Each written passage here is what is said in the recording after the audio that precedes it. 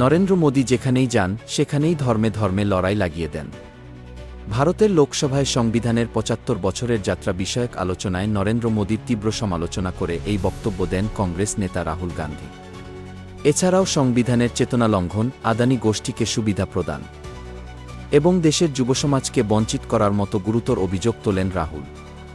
বিস্তারিত জানাচ্ছেন আরিফ হাসান। এক ধর্মকে অন্য ধর্মের বিরুদ্ধে উস্কে দিয়ে দেশটিকে অশান্ত করার অভিযোগ করেন রাহুল গান্ধী।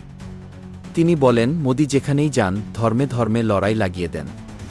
এই প্রসঙ্গে রাহুল উল্লেখ করেন দলিত তরুণীর ধর্ষণ থেকে শুরু করে মন্দির মসজিদের বিবাদ এবং বিজেপির সাম্প্রদায়িক নীতির উদাহরণ।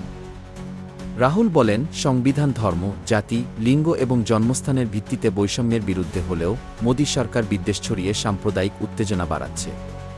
বিজেপির কার্যক্রম সংবিধান আক্রমণ করছে ২৪ ঘণ্টা ধরে। রাহুল অভিযোগ করেন, মোদী সরকার দেশের তরুণদের ভবিষ্যৎ ধ্বংস করছে। অগ্নিবীর প্রকল্পের উল্লেখ করে রাহুল বলেন, যারা সেনাবাহিনীতে যোগদানের প্রস্তুতি নিচ্ছিলেন তাদের সুযোগ কেটে নেওয়া হয়েছে। এটি একলব্যের আঙুল কেটে নেওয়ার মতো। ফলে দেশের যুবসমাজ বঞ্চিত হচ্ছে। তিনি আরও বলেন, বেসরকারীকরণ এবং সরকারি নিয়োগ প্রক্রিয়ায় দলিত, ওবিসি এবং আদিবাসীরা সংরক্ষণের সুযোগ থেকে বঞ্চিত হচ্ছেন। মুম্বাইয়ের ধারা আদানি গোষ্ঠীর হাতে তুলে দিয়ে ছোট ব্যবসায়ীদের বঞ্চিত করা হয়েছে। রাহুল গান্ধী বিজেপির আদর্শিক গুরু বিনায়ক দামোদর সাভারকরের বক্তব্য উল্লেখ করে বলেন, সংবিধান তৈরির পর সাভারকর বলেছিলেন, মনুস্মৃতি সংবিধানের চেয়েও বড়। এই মনুস্মৃতিকে পূজনীয় হিসেবে মেনে দেশ চালানোর কথা বলেছিলেন সাভারকর। রাহুল প্রশ্ন তোলেন, আপনারা কি মনুস্মৃতি মেনে চলেন?